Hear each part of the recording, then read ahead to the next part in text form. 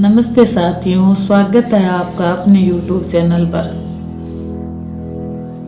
आज हम पाठ पढ़ते हैं तीसरा गिल्लू। आज हम पाठ पढ़ते हैं गिल्लू का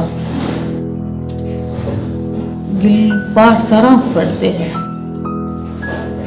गिल्लू पाठ में महादेवी वर्मा ने गिलहरी जैसे एक छोटे साधारण और अपेक्षित प्राणी की चेष्टाओं का सजीव वर्णन किया है और उसे एक स्मरणीय व्यक्तित्व द्वारा प्रदान किया है। रेखा चित्र गिल्लू में लेखिका को सोनजूही के कली को देखकर उसके छोटे से जीव गिल्लू की गिलहरी की याद आ जाती है। इस पौधे में इर्द गिर्द खेला करता था।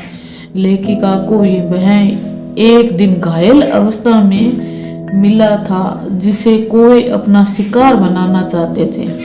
लेखिका ने उसे घायल अवस्था में उठाकर अपने कमरे में लाई, उसके घाव का खुद इलाज किया और उसे रुई के फोए से दूध पिलाने का प्रयास किया। लेखिका के इलाज से गिल्लू कुछ दिन में ही ठीक हो गया। इलाज के तीसरे दिन ही जब लेखिका की उंगली को गिल्लू अपने दोनों पंजों में पकड़कर प्यार जताता है तो लेखिका का मातृत्व जाग जाता है। वह उसे अपने पास ही रख लेती है, जिसे वह गिल्लू नाम देती है। गिलहरी गिल्लू के कहने की व्यवस्था एक डालियां में रुई बिछाकर करती है। उसे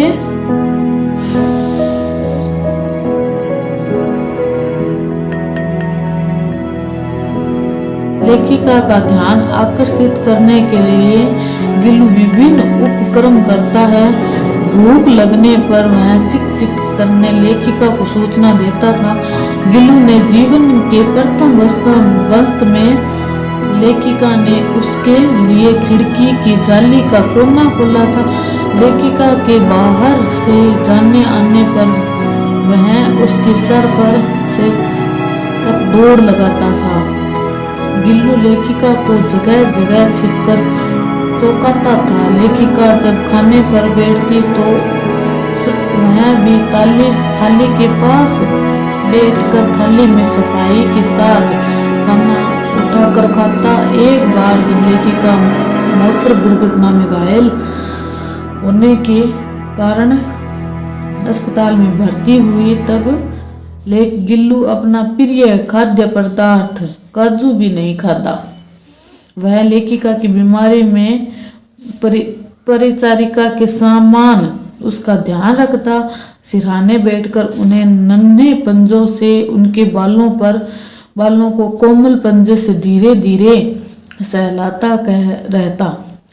गिल्लू नए नए उपाय खोजकर लेखिका के पास ही रहता। सामान्यतः गिलहरी का जीवन काल 2 वर्ष का होता है। उस अपने अंत समय में गिल्लू अपने झूले से उतरकर लेखिका के पास आया और लेखिका की अंगुली पकड़ ली, जैसे कि उसने बचपन में पकड़ी थी। जब वह घायल अवस्था में लेखिका को मिला था, गिल्लू के सिर निद्रा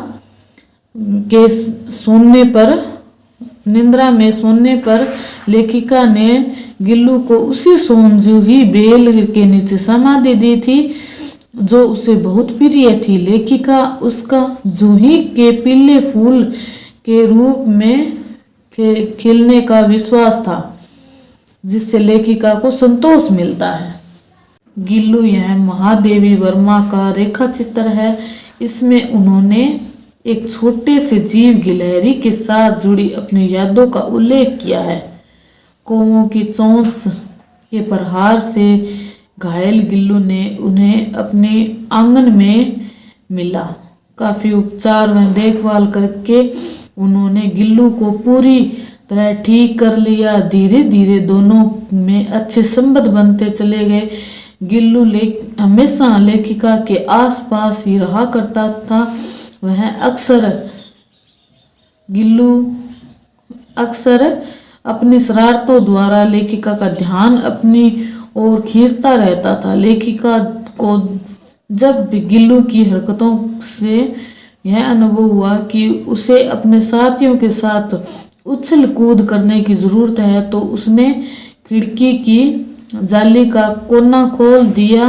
वह दिन भर बाहर घूमता, लेखिका के घर में आते ही वापस आ जाता।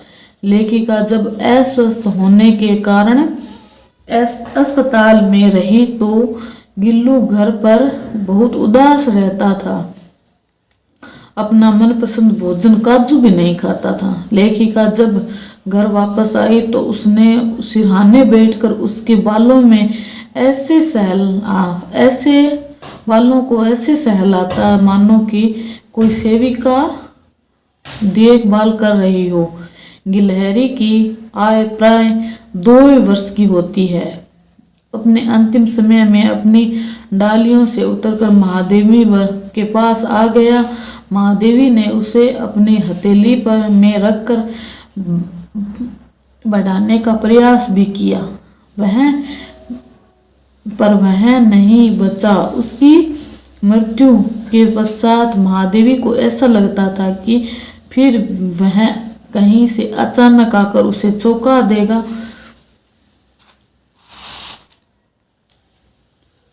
गिल्लू की हरकत, छोटी बड़ी बात उन्हें याद आती रहती।